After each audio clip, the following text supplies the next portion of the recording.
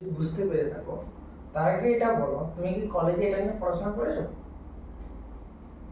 হ্যাঁ, কি স্ট্র্যাটেজি।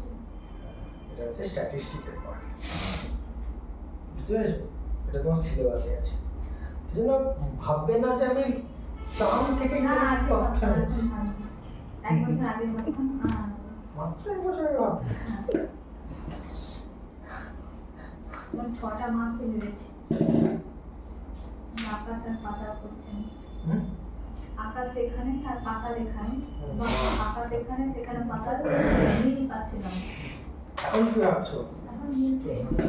হ্যাঁ, তুমি যদি এখন আকাশ আর পাতালের মিল পেয়ে থাকো, তুমি মাথায় রাখো এখনো তুমি নরকে আছো, আমি স্বর্গের কথা বলছি। দেখ আমার সূত্রটা পেয়েছে। আচ্ছা,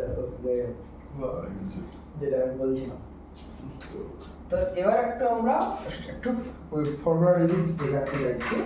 সেটা কিরকম ফরওয়ার্ড চাইছি, কেন চাইছি সেটা হচ্ছে তোমরা অলরেডি কলেজ বা আদার জায়গাগুলোতে পড়াশোনা করেছি। জলটা রাখবি একটু। থাকা মিনিমাইজ করে দিলে কম করে। আচ্ছা, মিনিমাইজ করেছি। আপনি আপনার কারেন্ট হয়ে গেছে তো